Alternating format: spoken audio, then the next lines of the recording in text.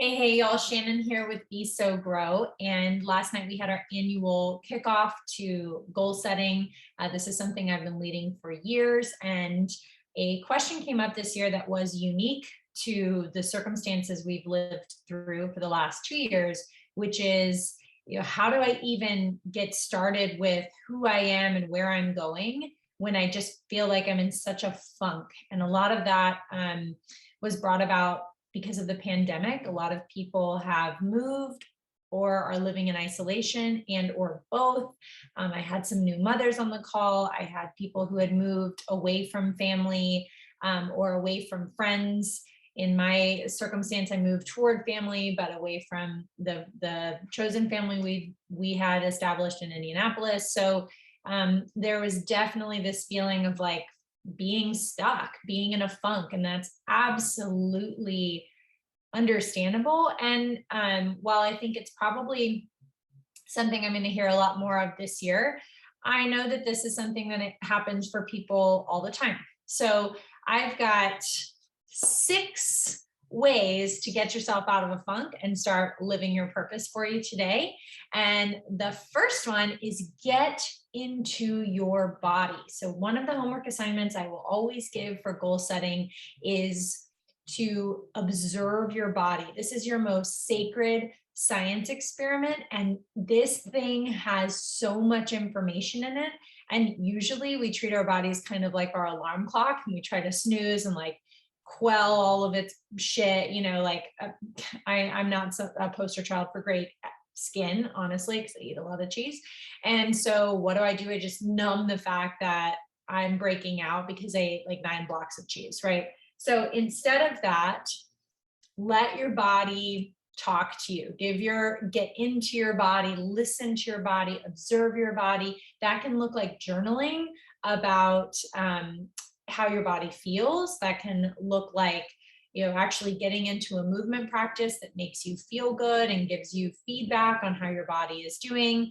The options are endless here, but the first tip here is to get into your body, listen to your body, observe your body, and treat it like a sacred science experiment. It's got so much knowledge for you to unlock where to next for you, or just how to be right now.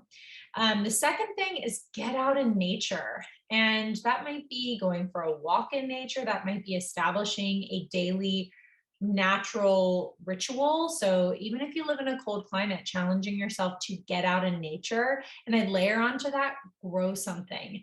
And while I love houseplants and sitting surrounded by them right now, grow something outside if you can. If you can get in a community garden, if you don't have access to a porch or a yard, or if you do have a porch or a yard, grow something on that porch or in that yard, but get connected with nature in some way and make it a regular practice if you can. So idea number 3 is to try something new. Get out of your comfort zone and see how that makes you feel. I'm learning so much about my limiting beliefs around failure and trying new things. I tend to gravitate, as I think most of us do, tend to gravitate towards things we know. So we get that positive feedback loop all the time. And what happens is we get into patterns where we're sort of unable to see outside of ourselves. And so being in a situation, even if it makes you super uncomfortable, it pisses you off, where you are trying something new and you are actively having to fail and be in this beginner mindset, teaches us a ton about ourselves and helps really wake up new pathways in our brain. And again, even if it pisses you off, that tells you a lot about yourself. So try something new. And what that new something is limitless. And I know in the pandemic era, it can feel scary to go to, and not safe to go to, physical locations. So, the world is your oyster on the internet. And maybe you try something new in a workshop. I've started to learn how to sew via YouTube, and like, y'all, I'm horrible. It's taught me a lot about how I don't like to persevere when I suck at things. So try something new. Number 4 is mimicry. So remember in like the 90s, I think 2000s, when people would wear the "What Would Jesus Do" bracelets. I had a lot of friends who had the WWJD bracelets. So mimicry, I actually think it's a really beautiful way to embody your faith, if that's your faith, to carry with you sort of a talisman of like, what would Jesus do, right? Well, that's not my jam. So for me, it's like Martha Stewart. What would Martha Stewart do? And you can make a mood board. I have Martha Stewart on every single vision board I have ever created. That's insane. I love her. I know she went to prison. We can have that conversation offline. I don't want to be held up for all my greatest mistakes and that be the defining factor of me, because I fucking love that woman. Okay. I just love her. So a lot of my choices in life are like, what would Martha Stewart do? And so you can think of people that you aspire to be like, or who hold attributes that you would like to make lived values. Maybe they live in your aspirational value camp. If you're not sure about that, I'll make a video about values sometime later on and eventually link it in this video. But if you are someone who, is just feeling stuck and like not sure where to look, or like, who am I? And like feeling trapped in how to even see your own patterns or your own self, then look outside of yourself to people that inspire you and motivate you and start to emulate them and notice what feels in alignment. Like probably you want to be or aspire to be like someone because there are things you have in common. And then what do you feel is like, I think Martha Stewart went to prison for embezzling money. That's not in alignment with me, right? That's not how I roll.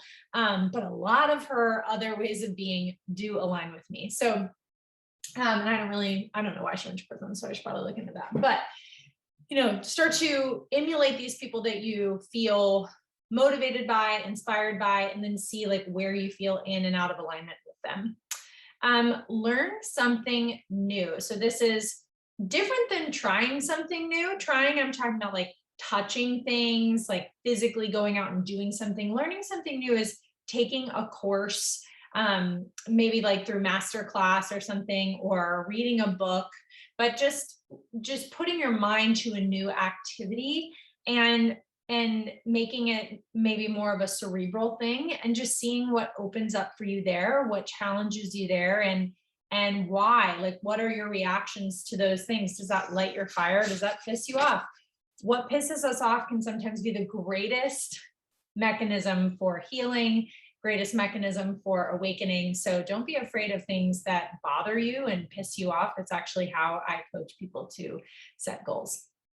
And then number 6, interview people or have someone tell you about you. So if you're really just feeling stuck or down or like unable to see the forest for the trees of your own life, call someone that's known you since you were a child and be like, hey, tell me about me. Like, what is your experience of me? Now, remember that their experience of you is a projection through the lens of their life. So it's not going to be the full picture, right? But it's going to start to give you some information that maybe you were unaware of. Another exercise we do is the Hall of Mirrors, which talks about like, what are your greatest aspects? Like when you stand in front of the mirror, like makes you look your best ever, you're like, oh my God, hi. So we do that. And then we also do the dark side when you standing in front of the mirror, we're like, oh my God, is that my face?